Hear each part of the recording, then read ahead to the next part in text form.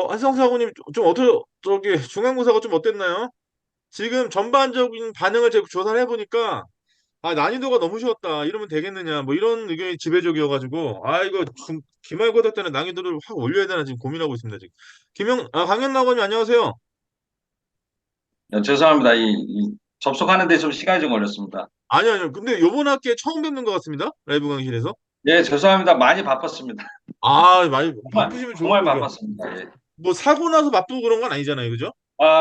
집안일이랑 뭐 회사 일이랑 반반씩 있어서 네네네.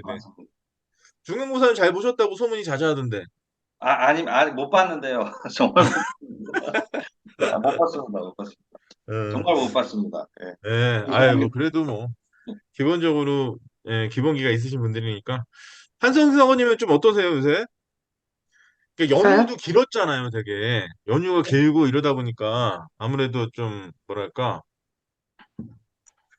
저는 연휴 후유증이 저는 없는데 왜냐면 뭐 일상을 연휴처럼 살기 때문에 그런 건 없는데 이제 아무래도 정해진 9 to 6를 이렇게 본인의 과업으로 하시는 분들 같은 경우는 연휴가 이렇게 길었다가 다시 일상으로 딱 돌아오려고 하면 너무 힘들다고 그러더라고요. 좀 어떠세요? 전 오히려 연휴가 더 바빠서 그렇죠. 회사를 가야 이제 커피 한 잔 마시고 조금 여유를 좀 부릴 수 있어서 오히려 힘들었어요. 아, 그러시군요. 우리 강영남 아버님은 연휴 때 더 바쁘셨죠? 어, 제가 연휴 때 한 12일 정도 놀았는데요. 네. 와이프랑 애기랑 많이 놀러 다녔습니다, 사실. 와, 정말 많이 놀러 그렇죠. 다녔습니다. 예. 요새 10일 운동은 동안 좀 하세요? 놀았습니다. 예? 운동은 좀 하세요? 요즘에 많이 못했습니다. 좀 하려고 하는데, 핑계인 것 같습니다. 좀, 루틴을 좀 이렇게 해야 되는데, 좀 네. 많이 못했습니다. 저도 운동하려고 갱신을 해놨는데 운동 갈 시간이 없어가지고 나 진짜 미치겠어요. 운동 해야 되는데 이거. 하셔야 됩니다. 꼭 하셔야 됩니다. 네. 제가 어디 가서 이제 운동 치료한다고 사람들 이제 운동도 재활 운동도 가르쳐주고 뭐 병원에서 의사 선생님들하고도 요번에 또 요번 달 28일, 29일 날 또 세미나가 있어요. 국제 세미나가 있어서 음, 그 오스테오패스라고 맞아. 가영남 하고님 오스테오패스 아세요? 모릅니다. 아, 오스테오패스라고 우리나라로 번역하면 정구의학 뭐 이렇게 하는데 그러니까 그 근막도 연구하고요. 마이오파샤도 연구하고 해부 생리학적으로 인간의 어떤 신체적인 어떤 운동 이런 것들을 좀 연구하는 그래서 그게 이제 국제 세미나여가지고 요번 달에 열리는데 참 그렇죠.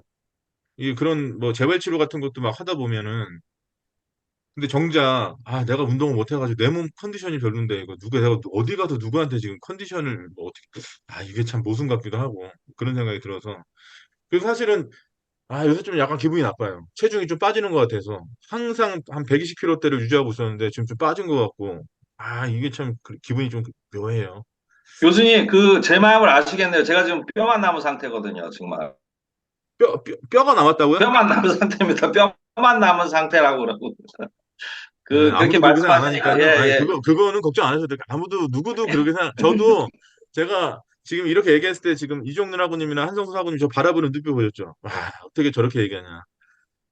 뭐, 120kg. 아, 근육, 지지가, 근육이 있으셔가지고, 네, 살이 아니라 근육이 많으셔가지고, 네. 유지를 하시는 거 아닌가요? 근데 그게 제가 이제 요새는 좀 못 가는데 이제 보통 이제 오시아 교육 들으러 미국이나 이런 데 가잖아요. 그러면 미국 애들이 저한테 빅보이라고 그래요.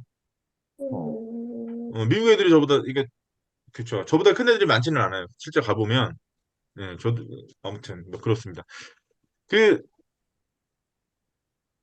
제가 지난번에 이거는 저기 안전요구 방법론 때 얘기해야 되나?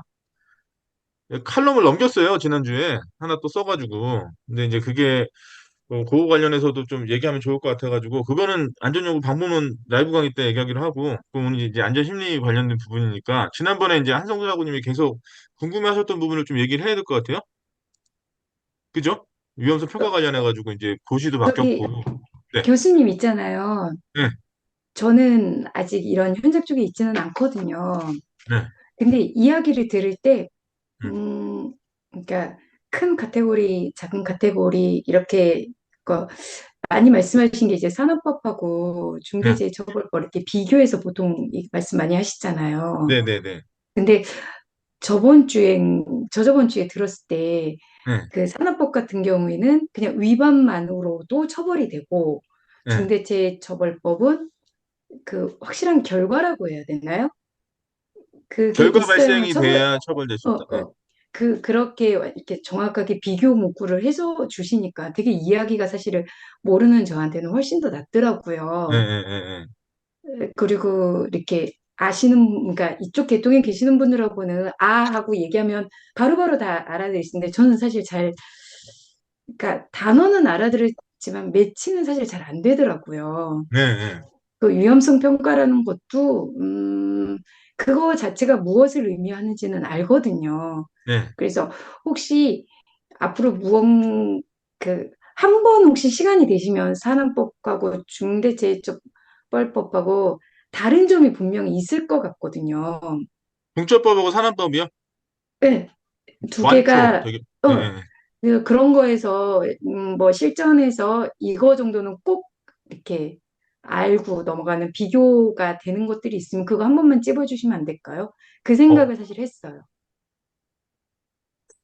그 산업법이랑 중대재해처벌법이랑은 워낙 서로 간의 성격이 명확해가지고 구분이 바로 되거든요, 바로. 그래서 네, 나누어진 네. 거를 읽고 오기는 한번 읽고는 인터넷상에 이렇게 돌아다니면서 한번 보기는 했거든요. 네. 근데 어, 이렇게 이렇게 다른 이제 여기 있는 기술자분들하고 얘기하실 때 네. 들을 때 그럼 잘 제가 산업법이랑 중처법을 간단하게 설명드려볼게요. 간단하게. 이렇게 비교 가능할 수 있게 간단하게 빠르게 설명드리면 이게 사실은 그 산업안전보건법이나 중대재해처벌법의 모법까지 막 올라버리면 이게 굉장히 막 할 얘기가 많아지니까 그거 빼고 그냥 간명하게 산업안전보건법은 예방입법이에요. 예방. 음, 산업재해라고 하는 일련의 사건 자체를 예방하기 위해서 만든 법이라고요. 그 역사적으로 보면 산업안전보건법이 1981년도에 제정됐거든요. 1981년도에 제정되고 현재까지 한 50번 넘게 개정이 일어났어요. 근데 네. 그 개정 50번이 넘게 개정이 일어난 것 중에서 우리가 주목해서 반드시 봐야 될 게 딱 두 가지가 있어요. 1990년에 발생했었던 전부 개정과 전부 개정입니다. 전부 개정. 음, 그러면 전부 개정 나머지는 다 부분 개정. 이렇게 보시면 돼요. 개정이란 형식을 법은 할 수밖에 없죠. 왜냐하면 기술이라든가 이런 것들, 산업계가 통상적으로 재화를 소비하는데 실질적인 어떤 생산성의 수단으로서 발휘하는 게 이제 그 기술이라고 하는 거죠. 기술 발달이 계속 일어나고 그러면서 뭔가 능률이 발생하고 그걸로 인해 가지고 여러 가지 재화 생산하는 데 있어서의 비용이 줄어들고 이익을 확대시킬 수 있는 이런 기술이 만들어졌을 때 개발 단계에서 이 기술이 가지고 있는 위험성, 이거 원어로 리스크라고 하는데요. 이걸 다 알 수가 없겠죠, 당연히. 예. 그러니까 법적 사항에서는 그거를 선제적으로 법을 만들어 놓을 수가 없어요. 그렇게 해서도 안 되고. 음, 음, 예. 불분명한 법적인, 그러니까 명문화된 규정이 없는 상태에서 위정자가 자신의 마음대로 형법을 휘둘렀을 때 문제가 된 사례가 굉장히 많기 때문에 근데 형법에서는 절대 그런 걸 하지 말아라 라고 하는 게 재형법중주의라고 하는 어떤 기본 원칙이라고 하는 겁니다, 이게. 물론 산업안전보건법도 재형법중주의라는 어떤 기본적인 얼개가 맞춰서 이제 작동을 해야 되는 거죠. 자, 어쨌든 산업안전보건법 예방입법이에요. 뭐에 대한 예방이냐? 산업재해라고 하는 거예요. 자, 산업재해는 통상적으로 제가 설명할 때 이렇게 얘기 많이 하죠. 사고하고 재해의 차이점이 뭘까? 사고. 우리가 통상적으로 많이 이런 얘기 쓰잖아요. 무엇 사고, 무엇 재해 이런 얘기 많이 하는데 이거 개념적으로 좀 보면 사고라고 하는 거는요. 우리한테 위해를 가할 만한 어떤 요소와 인간이 접촉한 게 사고예요. 음, 그러니까 우리한테 위해를 가할 만한 요소를 이걸 우리 안전하게 해서 뭐라 그러냐? 유해 위험 요인. 그걸 원어로 해저드라고 하죠. 음, 네. 그러니까 해저드와 휴먼, 인간이 접촉한 단계가 사고입니다. 그걸 이제 원어로는 인시던트라고 하고요. 이 사고의 결과로서 동반된 피해, 그러니까 피해가 동반된 사고 이후의 단계가 재해예요. 그러니까 재해는 어떤 사건이 발생했고, 사고가 발생했고, 사고의 결과로서 피해가 일어난 거예요. 이게 재해입니다. 그러면 이제 여기서 산업재해가 뭐냐? 산업재해라고 하는 거는요, 사업장이라는 물리적 공간 내에서 사건이 발생한 거예요. 산업재해는. 그러니까 물리적 공간이라고 할 수 있는 사업장 내에서 피해자가 누구여야 될까요? 그렇죠. 사업장 내에서 일하는 사람을 우리 통상적으로 뭐라 그러죠? 근로자라고 얘기하죠. 그렇죠. 네. 사업장 내에서 사람한테 위해를 갈 만한 어떤 요소와 근로자가 접촉이 발생했고, 그거로 인한 피해가 발생했다. 이게 산업재해입니다. 음, 그래서 산업안전보건법이 2019년에 전부 개정이 일어났거든요. 아까 제가 1981년부터 현재까지 산업안전보건법이 개정이 50번 넘게 발생했었다고 말씀드렸죠. 근데 그 중에서 두 번은 기억해야 된다 그랬죠. 하나가 1990년에 있었던 거, 두 번째가 2019년에 있었던 거. 이게 전부 개정이 두 번 일어났어요. 우리나라에서. 우리나라 산업안전보건법이 전부 개정이 두 번 일어났는데, 전부 개정이라고 하는 것은 법이 가지고 있는, 네? 깐따삐야. 죄송합니다. 딸내미가 전화가 와서요. 죄송합니다. 아니, 아닙니다. 통화하세요. 아닙니다. 또 어디까지 얘기했죠, 근데? 정부 개정, 전부 정부 개정했는데. 개정 말씀하셨습니다. 1990년, 2019년에 정부 개정 두 번 있었다고. 그쵸. 네. 전부 개정 두 번 있었는데, 전부 개정이라고 하는 거는요, 이런 거예요. 부분 개정은, 예를 들어서, 어, 지금 산업안전보건법은 전부 개정돼서 부분 개정된 게 별로 없는데, 지금 딱히 생각나는 게 별로 없는데, 이제, 그, 근로기준법 있죠. 음, 근로기준법에 직장 내 괴롭힘 규정이 있거든요. 음, 근데 그게 뭐로 돼 있냐면, 제76조의 2라고 돼 있어요. 조문 번호가 그래요. 대부분 1조, 2조, 3조, 예를 들어 산업안전보건법에서 위험성 평가는 36조, 근로자의 자격증지 52조, 이런 식으로 딱딱 떨어지는데, 지금 제가 말씀드렸던 근로기준법에서 직장 내 괴롭힘 규정은 제76조의 2로 돼 있단 말이에요. 이게 뭐냐? 76조 규정이 뭐냐? 안전과 보건 파트예요. 근로기준법의 76조는 안전과 보건. 그래서 뭐라고 써 있냐면, 근로자의 안전과 보건에 관해서는 산업안전보건법을 따른다라고 돼 있어요. 그러니까 산업안전보건법이 1981년에 제정되기 이전에는 그 역할을 누가 했었냐? 근로기준법에서 했었던 거예요.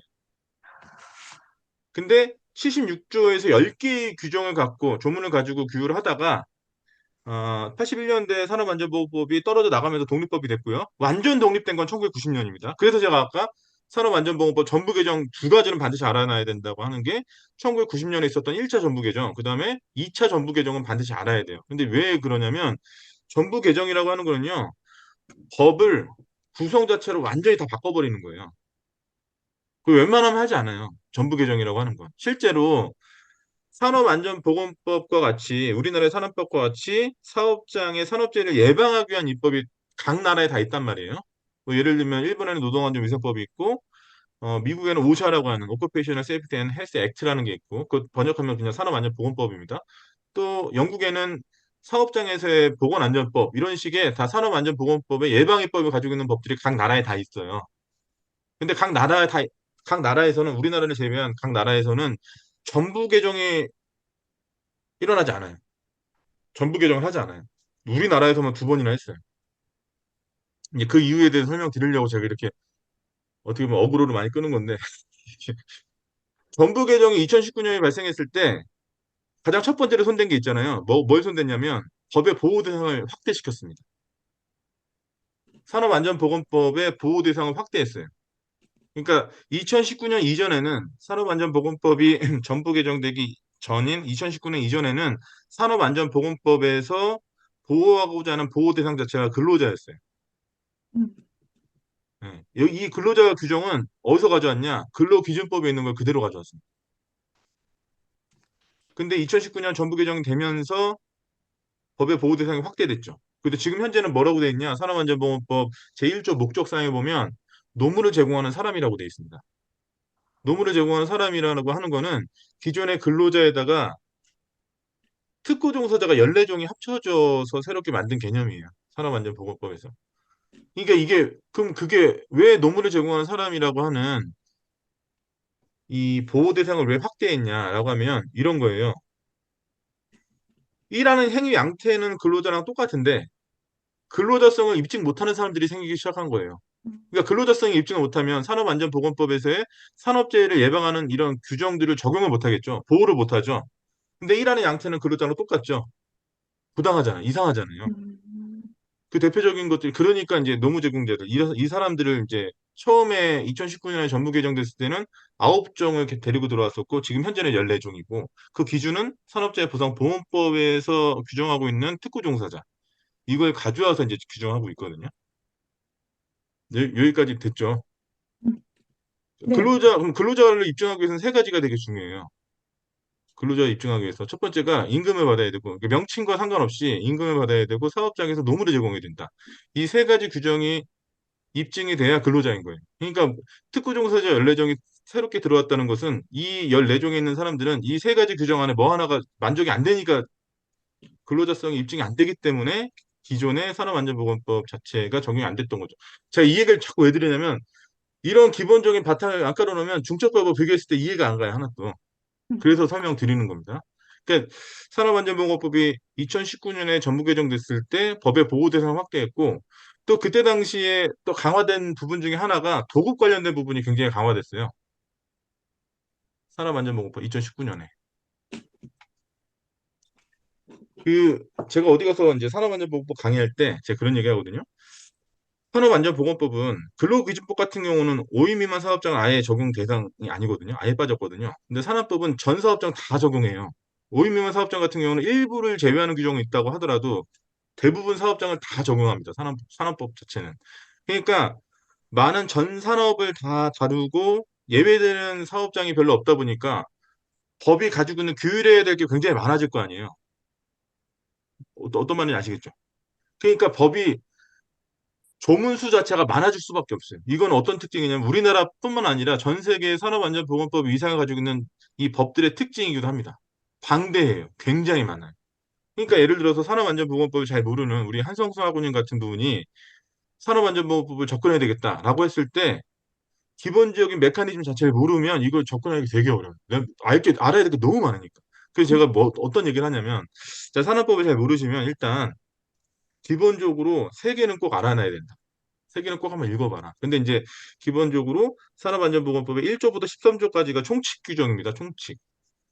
나중에 한번 검색해서 보시면 알겠지만 1조부터 13조까지는 총칙 규정이기 때문에 총칙은 그걸 왜 만들어 놨냐가 되게 중요한데 총칙은 이 법이 왜 만들어졌고 그러니까 성격을 규정하고 앞으로 어떻게 하겠다라고 해서 명시적으로 만들어 놓은 규정들이 그러니까 어떤 특징이 있냐?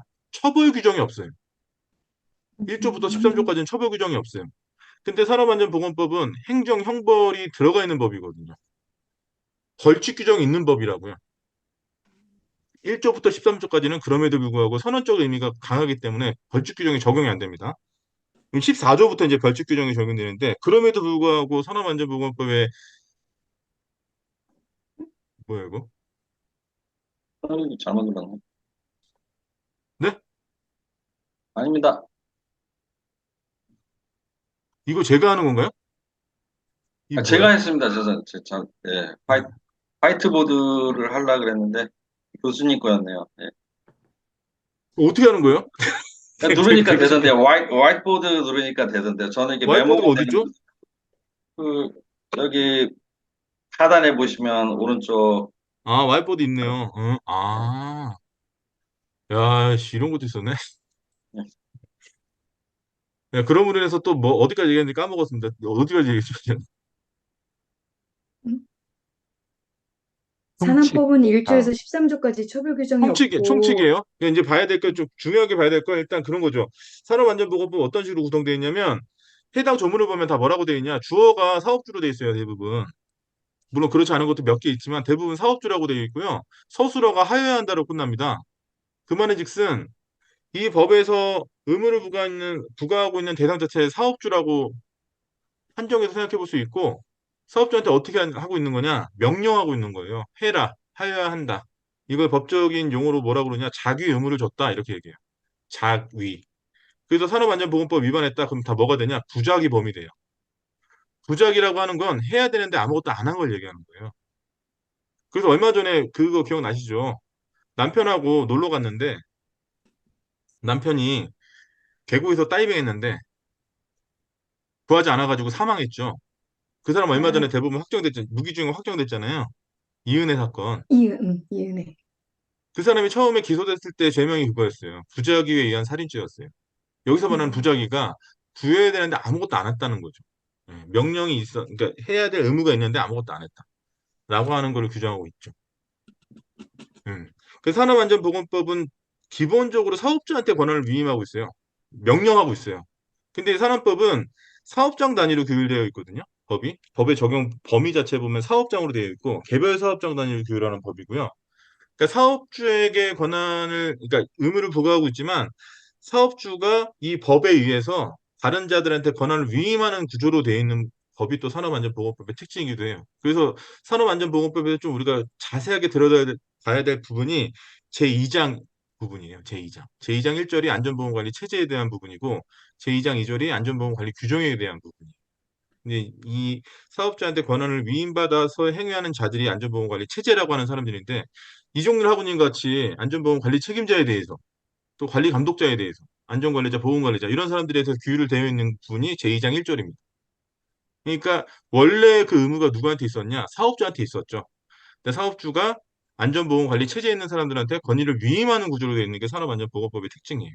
음, 근데 사업주가 권한을 위임했으니까 사업주의 의무는 크게 두 가지로 나눠지거든요. 이제 국제기준에서 뭐라고 그러냐 이렇게 얘기하고 있어요.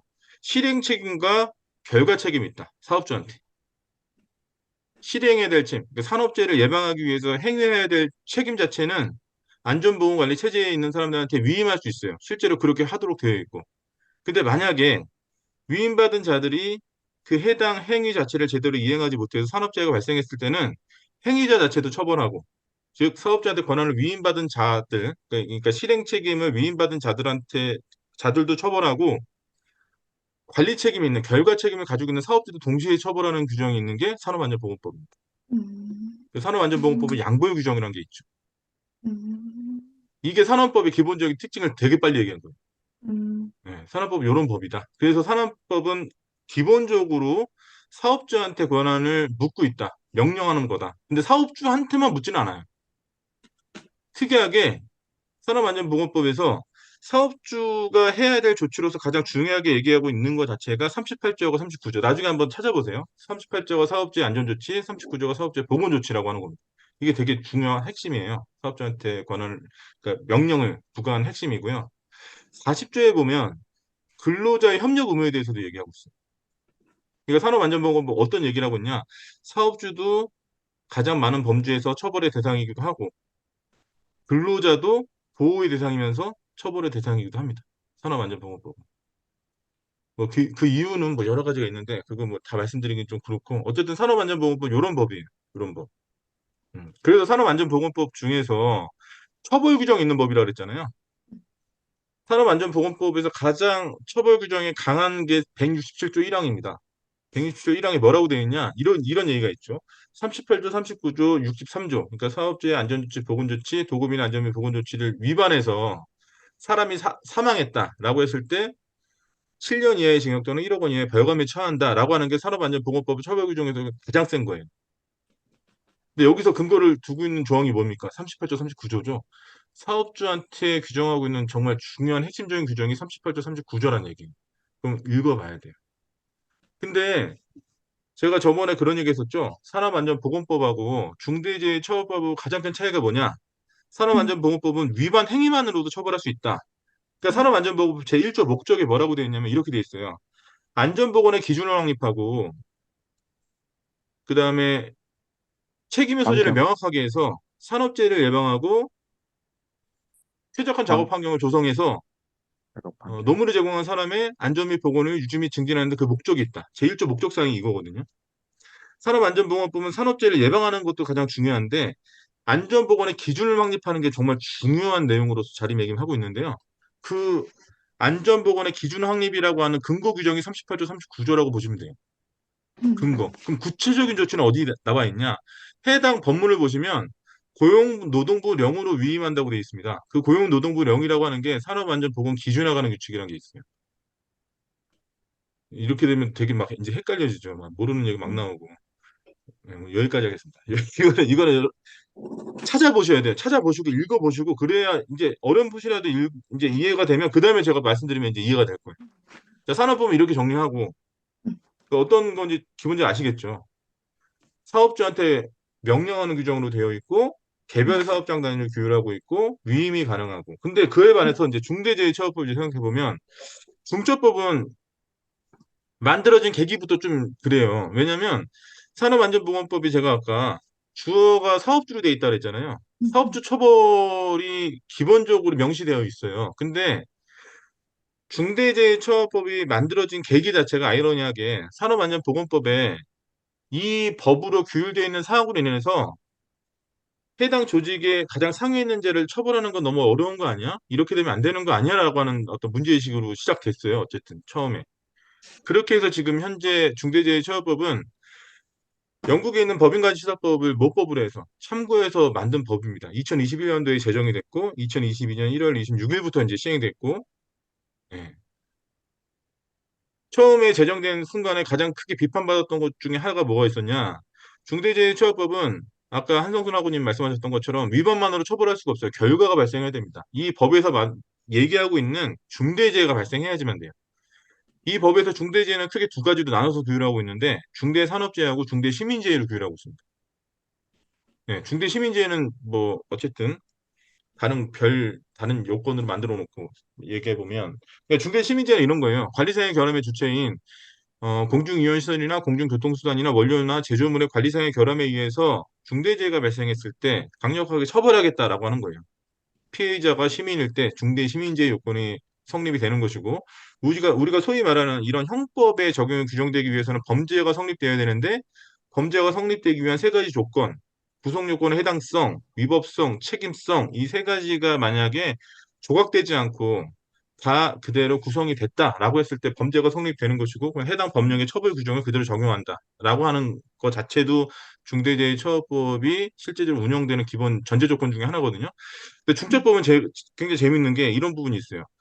작동하는 데 있어서 애로사항이 되게 많이 발생하고 실제로 지금 현재 그런 것들이 많이 관찰되고 있는데 일단 중대재해처벌법하고 산업안전보건법하고 가장 큰 차이점 중에 하나는 뭐냐? 일단 산업안전보건법은 위반이라는 행위 자체만으로 결과가 발생하지 않아도 처벌한다. 근데 중대재해처벌법은 그 위반만으로는 처벌할 수 없다. 결과가 반드시 일어나야 된다. 그것도 그 구성 요건 자체가 해당 법령에 나와 있는 대로 일어나야 되는 거예요. 그렇지 않고, 그러니까 제가 나중에 한번 오프라인 세미나 하면 그 관련된 사고 사례 같이 보면서 얘기하면 더 좋을 것 같은데 그렇지 않은 경우도 되게 많아요. 그래서 어떤 일이 발생하냐면 최근에 오송 지하차도에서 물이 불어나가지고 버스에 있던 사람이 사망한 사고가 발생했는데 시민단체가 중대재해처벌 중대시민재해로 기소를 했는데 고발했단 말이에요. 근데 그거 뜯어보면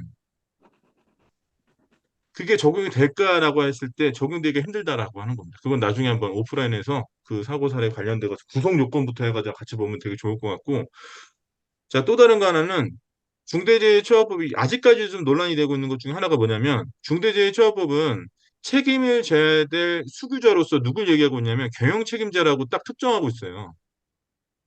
그리고 해당 법에 보면 중대재해처벌법 보면 경영 책임자라고 하는 사람을 딱 두 주체만 갖고 딱 설명하고 있어요. 잠깐 갑자기 생각 안 나네. 이종다구님 네. 중대재해처벌에서 경영 책임자 누구죠? 사업을 대표하고 뭐라고 돼 있지? 아무튼 전단에 있는 사람은 대표이사를 나타내고요. 이에 준하여 안전보건에 관한 업무를 하는 사람, 이 두 사람을 딱 정하고 있습니다. 경영 책임자. 병영진 얘기하시는 거 아닙니까? 경영 책임자. 병영 책임자. 예, 경영 책임자는 해당 법 조문에 딱 두 주체만 얘기하고 있어요. 그러니까, 전단에는 대표이사, 사업을 대표하는 자. 후단에는 이에 준하여. 그러니까 대표이사급의 안전보건 업무를 하는 자를 얘기하고 있어요. 아, 네. 그러니까 제가 이거 설명을 이미 다 드렸는데 이게 초반에 무슨 일이 있었냐면 이해 준하여라고 하는 이 부사어를 떼고 생각하면 이제 문제가 심각해지는 거예요. 이해 준하여를 떼버리면 안전보건에 관한 업무를 하고 있는 자 해버리면 이제 그래서 초반에 굉장히 혼란이 많았거든요. 그럼 안전보건 관리 책임자도 들어가는 거냐? 근데 제가 방금 전에 말씀드렸지만 전단에 누굴 얘기하고 있냐면 대표이사를 얘기하고 있습니다. 그 후단에 대표이사가 유일하게 권한을 위임할 수 있는 자를 누구로 얘기하고 있냐면 이해 준하여. 그러니까 대표이사급의 안전보건에 관한 업무를 하고 있는 자를 얘기하고 있죠. 이게 문제가 되게 많아요. 왜냐면 자, 산업안전보건법 잘 한번 생각해 보세요. 산업안전보건법은 주어가 누구로 돼 있다 그랬습니까? 사업주라고 사업주. 돼 있습니다. 사업주는 권한을 위임할 수 있다 그랬어요, 없다 그랬어요? 있어요. 있다 그랬죠. 그래서 그 구성되어 있는 게 산업안전보건법 제2장 1절이라고 말씀드렸죠. 안전보건관리 체제에 있는 사람들한테 사업주는 실행 책임을 위임할 수 있어요. 실행해야 되는 거. 근데 실행 책임을 위임할 수 있지만 결과 책임을 위임 못합니다. 그렇기 때문에 권한을 위임받은 사람들이 이 권한 행사를 제대로 하지 못해서, 즉 예방 조치를 제대로 하지 못해가지고 산업재해가 발생했을 때는 이 행위자, 사업주한테 권한을 위임받은 자도 처벌되고 사업주도 동시에 처벌되는 거예요. 그래서 실행 책임은 위임되지만 결과 책임까지 위임할 수가 없기 때문에 사업주도 동시에 처벌되는 양보 규정이 있는 건데, 음, 이 중대재해처벌법 문제가 되는 부분이 뭐가 있냐면 경영 책임자를 딱 두 사람으로밖에 한정해 놓지 않았어요. 그러니까 무슨 얘기냐? 대표이사하고 대표이사에 준하여 이 정도 급의 안전보건에 관한 업무를 하는 자밖에 없어요. 그게 무슨 얘기냐? 대표이사가 유일하게 위임할 수 있는 사람이 누구밖에 없어요. 해당 조직에서. 뒤에 있는 이 사람밖에 없어요. 이에 준하여 안전보건에 관한 업무를 행하는 사람밖에 이 대표이사가 그 저기 의무 자체를 위임할 수밖에 없어요. 그렇지 않겠어요? 교수님, 네. 그러면 안전관리자, 실제 안전관리자라는 말씀이세요? 아니죠. 안전관리자가 대표이사만큼의 권한을 가지고 있지 않잖아요. 그러면 조금 아까 누구라고 하셨어요? 저 못 들었어요. 누구라고 하는 게 아니라 이게 어떻게 되냐면 해석이 안 되잖아요. 예를 들어서 음, 전단에는 대표이사를 얘기하고 있고 음. 후단에는 아이 잠깐만 조문 좀 볼게요. 내가 조문 정확히 생각 안 나. 우리 또 가르쳐 드리면 명확하게 가르쳐 드려야 되니까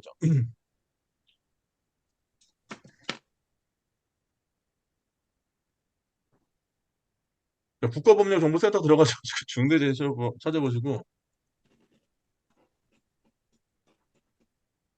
자, 중대재해처벌 보면 여기에 경영 책임자 자 보면 잠깐만 여기서 띄워놓으면 되잖아 지금.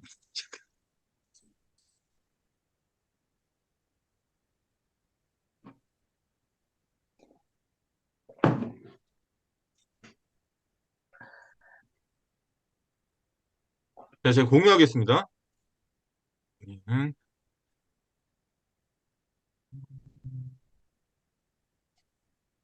사업을 대표하고. 이 보이세요? 글씨가 너무 작나요? 음, 음. 어떠세요? 보여요. 지금은요? 보여요. 자, 보세요. 이게 제2조 정의 규정이죠. 이 정의는 저스티스가 아니라 터미놀로지, 용어 정의하는 거예요. 이 법에서 중요한 용어 정의를 여기서 하고 있는 겁니다. 이거는 이런 형식은 산업안전보건법도 똑같아요. 산업안전보건법도 1조의 목적을 규정하고 있고 2조에는 정의 규정을 얘기하고 있습니다. 자, 이 정의 규정의 순서를 보면 이 법에서 뭘 중요하게 생각하는지 알 수 있어요. 첫 번째가 뭐 나옵니까? 제2조의 1호가 뭐예요? 중대재해죠. 이 법에서 가장 중요하게 생각한다는 게 뭐예요? 중대재해를 중요하게 생각하고 있다는 거예요. 자, 쭉 제2조 정의 규정을 쭉 보면 밑에 뭐라고 되어 있냐? 여기에 구호에 경영 책임자 등이라고 나와 있어요. 경영 책임자 등. 어떤 조문에서 등이 들어갔다는 건 하나 이상이라는 겁니다. 자, 근데 거기서 보면 가목에 이렇게 돼 있죠. 사업을 대표하고 사업을 총괄하는 권한과 책임이 있는 사람. 이거 누구예요?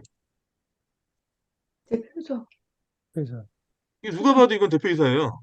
음. 근데 중요한 여기에 대해서는 반론이 없어요. 근데 이 뒤에 있는 자, 이에 준하여 안전보건에 관한 아니 이거 안 보이네. 업무를 담당하지. 네, 업무를 업무를 담당하는 담당하는 자. 사람. 그러니까 이거 구성에서 딱 보면 여기 또는이라고 돼 있죠. 음. 또는 또는은 뭐예요? 우리가 이건 국어인데 또 다른 사람. 국문법에서 또는 이 접속 부사를 우리가 어떻게 씁니까? 영어는 or 이거 어떻게 우와. 쓰죠? A or B는 뭐예요? A 아니면 B죠. A and B는 뭐예요? A와 B 모두다. 자, 그럼 여기서 또는 접속 부사라고 하는 이 또는 뭐냐? 전반부에 있는 대표이사이거나 음. 무슨 말인지 아시겠죠? 자, 경영 책임자라고 하는 사람은 전반부에 있는 대표이사이거나 아니면 이 사람이 아니면 뒤에 있는 이에 준하여 안전보건에 관한 업무를 담당하는 자, 이 사람이 경영 책임자라고 하는 거죠. 음. 그죠? 대표이사가 아니면 이 사람이어야 되는 거예요. 그 대부분의 지금 기업들이 어떻게 하고 있습니까? 중대재해처벌법 관련해가지고. 처음에 이게 말이 되게 많았어요. 말이 굉장히 많아가지고 그 아까 우리 한성순 아버님 말씀하셨던 것처럼 그러면은 안전관리자 뭐 들어가는 거야? 안전보험 관리 책임자 들어가는 거야? 이렇게 해가지고 말 되게 많았다고. 근데 이거는 이 해당 조문을 정확하게 읽어보면 말이 안 되는 거죠. 안전보험 관리 책임자나 총괄 책임자 들어갈 수가 없고 대표이사급의 권한을 가지고 있는 자여야 돼요. 대표이사급의 인사권과 예산권을 쥐고 있는 자. 그러니까 지금 통상 상시 근로자 300 인상 사업장 같은 경우 대기업 소위 말하는 대기업 같은 경우는 어떻게 하냐 CS라고 하는 제도 그 뭐야 부문을 새롭게 신설해 가지고 그자한테 안전보건에 관한 업무 대표이사급의 그 권한을 다 줬단 말이에요. 그렇게 행사하고 있어요. 이게 초반에 말이 굉장히 많았습니다. 근데 이제 이 논란을 키운 건 사실 우리나라 저 어디냐 우리나라 저 규제기관 나 갑자기 생각이 안 나지? 고용노동부가 이걸 자책한 거예요. 왜냐하면 중대재해처벌법 만들어지고 시행령도 굉장히 늦게 내놓고 해설서 뭐 이제 법이 시행되기 2달 전에 내놨나 봐요. 근데 그 해설서 보면 자의적으로 해석한 게 너무 많습니다. 이 형법의 기본 구성 요건 중에서 작동 원리 중에서 절대 하지 말아라고 하는 게 예, 이 자기적 해석을 하지 말아라. 유리한 대로 해석하지 말아라. 라고 하는 부분들이 들어가는데 그렇게 된 게 되게 많아서 오히려 일반 기업들이 굉장히 헷갈려진 게 굉장히 많죠. 네. 이게 처음에 초반에 되게 문제가 많았고 어쨌든 자 중대재해처벌법은 위임할 수 있는 자가 딱 한 사람밖에 없다. 대표이사가 위임할 수 있는 사람 그 본인이 가지고 있는 의무 자체를 위임할 수 있는 자는 뒤에 있는 후자인자밖에 없다라고 하는 것이고 중대재해처벌법도 산업안전보건법하고 차이점 중 하나가 사업장을 규율하고 있지만 개별 사업장 단위로 규율하는 법이 아니다. 전 사업장을 단위로 규율하는 법이다. 라고 하는 것이죠. 그리고 구체적 어떤 기준이나 이런 것들이 남아있지 않고. 그럼 유일하게 이 법에서 면책조항이라고 할 수 있는 게 4조입니다. 중대산업재해 관련해가지고. 근데 4조에 있는 사항 주요 내용들은 또 시행령 4조로 위임돼 있어요. 9가지 사항으로 다 위임되어 있는데 이건 나중에 세미나 한번 하거나 이럴 때 제가 자세하게 교수님, 설명드리도록. 그 질문이 있습니다. 네네. 지금 법에 대해서 굉장히 잘 설명해 주셨는데, 네. 그러면 사업주 말고 네. 경영진에서 어떤 사람이 법적 책임을 져야 되는 겁니까? 어떤 걸로요? 예를 들어서 중대재해처벌법, 중대재해가 발생했을 경우, 네. 그 사업주가 사업주의 의무를 하지 않아서, 음. 그 보호 조치를 하지 않아서 사고가 나서 네네. 회사가 책임을 질 경우, 네. 누가 법적으로 책임을 받아야 됩니까? 누가 예를 들어 처벌을 받아야 됩니까? 이 법에 따르면 대표이사 아니면 대표이사가 권한을 CSO나 이런 사람들 위에 놨으면 그 사람이시겠죠. 예를 들어가지고, 뭐, 약간 그룹이 크다고 하면 네네. 경영진도 있고, 네. 경영 임원진도 있고, 그 네. 다음에 뭐, 소위 말하는 뭐, QHSE 해서, 뭐, 회사마다 조직이 다 틀리겠지만, 그 안전 품질 보건 책임자 역할 하시는 분들도 계시거든요. 네네. 그래서 그 소장은 당연히 책임을 져야겠지만, 소장도 소장이 뭔 책임, 중첩법으로요? 소장도 그 사업주 대행을 하는 사람이라고 알고 있는데, 좀 음. 헷갈리는 게, 아니요. 중대재해처벌법, 소장은 중첩법에 의해서 대행하는 자는 아니에요. 아, 예, 그게 예. 아까 말씀드렸지만 산업안전보건법으로는 위임받아서 하는 자이기는 하지만 중첩법에서의 경영 책임자가 들어가지 않아요. 제가 항상 헷갈렸던 게 사실은 네. 그 중대재해처벌법이랑 네. 그 산업안전보건법이랑 네. 예를 들어서 같은 케이스로 같이 네. 처벌을 받는 그런 케이스를 한번 좀 봤으면 좋겠어요. 예를 들어서 그 추락 방지 조치를 하지 않아서 네. 근로자가 떨어져서 사망을 했다. 네. 그래서 이제 만약에 이런 케이스라고 하면 네. 그 근로자를 가지고 있는 소장이랑 그래서 네. 뭐 산업안전보건법에 책임을 져야 되겠죠. 그다음에 네. 중대재해처벌법 처벌 네. 받는다고 하면 네. 예를 들어서 간단하게 한 번만 설명해 주시겠습니까? 거기서 이 법에서 그러니까 이게 참 이렇게 하고 있죠. 법에서 뭐라고 했냐면 실질적인 권한과 책임 있는 자라고 하고 있어요. 실질적인 권한과 책임이 있는 자. 누굴까요, 그 사람이? 사장이겠죠. 그러니까 만약에 이런 거죠. 중대재해처벌법이라고 하면 사장이고 그 그렇죠. 사장이나 산업안전보건법에서는 대표. 네. 그러니까 사업주 실제로 두 법을 가지고 같이 한 사람을 규율할 수는 없고요. 만약에 지금 추락죄 말씀하셔가지고 추락죄는 사망사고가 발생했다라고 네, 한다면 산업안전보건법으로는 현장 소장이 처벌될 것이고요. 네, 그 해당 사업체에서의 대표이사나 아니면 CSO나 이런 사람들이 중첩법으로 처벌이 되겠죠. 네, 만약에 면책조항대로 만약에 규정을 입증을 못한다면 예, 예, 예. 알겠습니다. 그러니까 이 중처법은 되게 중요한 게 중대산업재해 관련해 가지고 이 시행령 4조가 되게 중요해요. 9가지 관련된 내용들. 그러니까 이런 것들 안전보건관리 체계를 증명할 수 있는 9가지를 제대로 이행했느냐 이런 것들을 보는 거니까 되게 중요합니다. 그런 부분에 있어서. 잠깐만 이제 저기 이제 위험성 평가 얘기 되죠? 이제 여기까지 이제 딱 깔아놨으니까 산업법하고 중처법하고 차이 좀 이해 가세요? 음,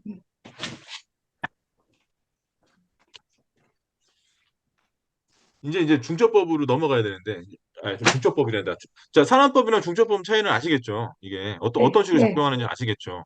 네, 그러니까 이게 네. 구체적인 사례를 갖고 좀 같이 보면 훨씬 이해하기 쉬운데, 나중에 한번 진짜 세미나 한번 해가지고, 뭐 관련된 사례 가지고 또 얘기하면 되게 좋을 것 같고, 그럼 이제 문제가 되는 게 위험성 평가가 이제 이 시기에 되게 논란이 되고 있는 것 중에 하나예요. 이게 왜 논란이 되고 있냐면 앞서서 제가 말씀드렸지만 2021년도에 중대재해처벌법이 제정됐을 때부터 이제 거슬러 올라가야 돼요. 이 문제를 이해하기 위해서는. 자, 중대재해처벌법은 위반만으로 처벌할 수 없어요. 음, 반드시 어떤 결과가 발생해야 되고 그 결과라고 하는 것도 해당 본법에서 얘기하고 있는 중대재해라는 게 발생해야 돼요. 그래야 이 법으로 규율할 수가 있어요. 근데 이제 여기서 말하는 중대재해라고 하는 요건에 들어가는 것들을 고용노동부가 매년 발표하는 매 분기 발표하는 산업재해 통계를 보니까 50인 미만 사업장에서 대부분 발생하더라 이거예요. 중대재해라고 하는 게. 근데 음, 중대재해처벌법이 처음에 제정될 당시에 문제가 뭐였냐면 가장 비판받았던 부분 중에 뭐냐? 이거 자체가 이 법이 산업안전보건법이 있음에도 불구하고 사실은 산업법이 2019년 제가 아까 기억해야 된다 그랬죠? 2019년에 전부 개정했단 말이에요. 부분 개정도 아니고 전부 개정을 해버렸어요. 법의 구성을 완전히 바꿔버리고 굉장히 많은 것들을 손봤단 말이에요. 2019년에 그렇게 전부 개정하고 이 법이 시행된 게 2020년입니다. 2021년도에 중대재해처벌 만들었잖아요. 그러니까 무슨 얘기냐? 그러니까 사업장의 안전보건을 확보하기 위해서 만든 예방입법의 결정체라고 할 수 있는 1981년도부터 규율되고 있는 이 법을 28년 만에 전부 개정했는데 그게 어떤 식으로 작동되고 있는지에 대한 데이터가 완전히 확보가 되지도 않았는데 또 다른 법을 또 만들었던 게 문제가 된 거예요. 그러니까 무리하게 이제 이걸 입법 시도한 거죠. 그러면서 문제가 됐던 거 아까 말씀드렸죠. 우리나라 중대재해처벌법은 영국에 있는 모법을 참고해서 만들었어요. 그게 이제 법인과 치사법이라고 하는 법입니다. 자, 그 법을 보니까 문제가 되기 시작했던 게 이런 거 있었던 게 영국의 법인과 치사법은 2007년도에 제정됐어요. 우리나라보다 훨씬 더 이전에 만들어졌잖아요. 근데 이 법이 제정 논의가 시작된 건 1996년부터예요. 그러니까 11년이나 걸려가지고 법을 만들었어요. 이 법이 시행돼가지고 쭉 보다 보니까 어떤 일이 발생했냐? 현재까지 약 한 27건의 중대재해 그러니까 해당 법인과세 치사법으로 처벌된 기업이 27 판례가 있는데 그중에 대기업은 한 군데밖에 없고 다 중소기업이었다는 게 문제였고 그렇게 법에 처벌을 받은 중소기업의 한 40% 남짓되는 기업이 다 파산했다는 게 문제예요. 우리나라 사례에서 딱 들어왔을 때 2021년도에 법을 만들 때요. 우리나라 고용노동부의 산업재해 통계를 보니까 중대재해가 다발하는 80% 이상이 다 50 미만 사업장이더라. 그래서 실제로 2021년도에 이 법이 제정될 당시에 50 미만 사업장을 2년 유예시켜 버립니다. 아무런 논리적 근거도 없이 그냥 유예시켜 버려요. 그 이유는 근데 지금 방금 전에 제가 말씀드렸던 것처럼 명확하죠. 그 그대로 했다가는 난리 날 거 아닙니까? 우리나라 지금 50 미만 사업장 안전보건관리 체계가 문제가 아니라 기본적인 사항도 안 돼 있는 데가 되게 많을 텐데 음, 그렇게 했다가는 그 높은 잣대를 들이댔다가는 대부분 다 처벌될 거기 때문에 유예시켜 버렸어요. 그게 지금 2023년 오늘이 10월 16일이잖아요. 이제 몇 달 뒤면 들어옵니다. 이제 3개월 뒤면 그 해당 50 미만 사업장이 들어와요. 중대재해처벌법 범위 안에 들어와 버린단 말이에요. 근데 문제가 된 게 뭐냐면 2021년도 1월 27일 그 상황이랑 지금 현재 이제 2024년 1월 26일 그 상황이랑 비교했을 때 달라진 게 별로 없다는 게 문제예요. 2년을 유예시켰는데 2년 동안 바뀐 게 하나 별로 없어요. 그럼 어떤 문제가 발생할까요? 2021년도에 제정할 당시에 우려했던 입법자들이 우려했던 사항이 시간만 흘렀다 뿐이지 또다시 재현될 가능성이 높아요. 그러니까 이때 카드를 꺼내 든 거죠. 제가 봐, 이건 제 주장입니다. 어디 가서 저기 본인 주장이라고 하지 마시고, 저는 제 주장이에요. 저는 그렇게 생각한다고요. 이때 지금 위험성 평가라는 카드를 왜 꺼내 들었을까가 되게 좀 저는 불순하다고 보는 거죠. 왜냐면 위험성 평가라고 하는 것은 우리나라뿐만 아니라 주요국에서 다 법제화되어 있는 제도예요. 법제화되어 있다는 거, 또 자율규정이라고 할 수 있는 어 저기 OHSMS 뭐라 그러죠? 안전보험 경영 시스템, 안전보험 경영 시스템이라고 하는데도 다 기본적인 요건으로 위험성 평가가 다 들어가 있어요. IS 45001 들어있고 코샤 MS도 들어있고 다 들어가 있거든요. 근데 강제적인 법정사항이 다 들어가 있고 그만큼 되게 중요한 활동이에요. 위험성 평가라고 하는 게. 해당 절차나 이런 것들이 거의 전 세계 공통으로 그대로 준용돼서 사용되고 있는 절차인데 요번에 우리나라 위험성 평가 실질적으로 어떻게 해라라고 하는 가이드라인이라고 할 수 있는 고용노동부 고시가 개정됩니다. 그게 5월 23일부터 개정된 게 시행됐어요. 그 주요 골자가 여러 가지가 있는데 그 중에서 우리가 좀 뚜렷하게 봐야 될 게 위험성 평가 절차를 건드렸어요. 여기까지 이해 가시죠? 위험성 평가 절차는 아주 명확해요. 네 단계로 딱 나눠져 있어요. 첫 번째가 유해위험 요인을 파악하는 게 첫 번째입니다. 그 다음에 위험성을 추정해야 되고요. 그 다음에 위험성을 결정하고, 그 다음에 위험성 감소 대책을 마련해야 돼요. 위험성 감소 대책은 본질적인 대책, 공학적인 대책, 관리적인 대책, 개인 보고 순으로 대책을 마련하도록 되어 있습니다. 근데 중요한 게 제가 아까 말씀드렸다시피 절차를 건드렸는데 두 번째인 위험성 추정이라고 하는 게 빠졌어요. 위험성 평가에서. 왜 뺐습니까? 라고 했을 때 뭐라고 대답했냐? 고용노동부에서 50 미만 사업장의 위험성 평가 이행률을 봤더니 40%도 안 되더라. 근데 왜 이행이 안 될까? 본인들이 좀 조사해 보니까 상대적으로 열악한 사업장이라고 할 수 있는 50 미만 사업장에 실제 위험성 평가를 이행해야 될 당사자들이 위험성 추정을 너무 어려워한다는 거예요. 그래서 뺐다라고 얘기합니다. 우리 강현아고님, 예. 그 위험성 평가에서 위험성 추정 이 빠지면 어떻게 되죠? 위험성 추정이 빠지면 제 생각에는 네. 지금 바뀐 거는 굉장히 너무 간단한 것 같고요. 저는 제 음, 입장에서 말씀드릴게요. 예, 예, 예. 위험성 추정이 빠지면 복잡한 엔지니어링이 들어가는 뭐 공학적으로 계산이 많이 들어가는 디테일한 부분들이 좀 많이 빠질 것 같습니다. 그게 뭐 복잡하게 얘기 안 하고 간단하게 그냥 제 의견을 말씀드리는 겁니다. 예. 이게 진짜 위험성 추정이라는 게 원어로 말하면 리스크 에스티메이션이라고 하는 거거든요. 이게 어떻게 보면 핵심이에요. 왜냐하면 아까도 말씀드렸지만 위험성 평가는 우리나라뿐만 아니라 국제적인 다른 주요국에서 법적 사항이라고 안전보험 경영 시스템에 다 들어가 있다고요. 다 구체적인 절차가 명확하게 들어가 있어요. 근데 뭐라고 얘기하고 있냐? 이것도 적어 놓으시면 되게 좋아요. 위험성 평가 첫 번째가 뭐였죠? 유해위험 요인을 파악하는 거죠. 이거 원어로 하면 해저드 아이덴티피케이션 하는 거예요. 두 번째가 리스크 에스티메이션, 리스크 위험성 추정하는 겁니다. 이 두 가지를 합쳐서 뭐라 그러냐? 국제 기준에서 리스크 어널리시스라고 그래요. 음, 위험성 분석이라고.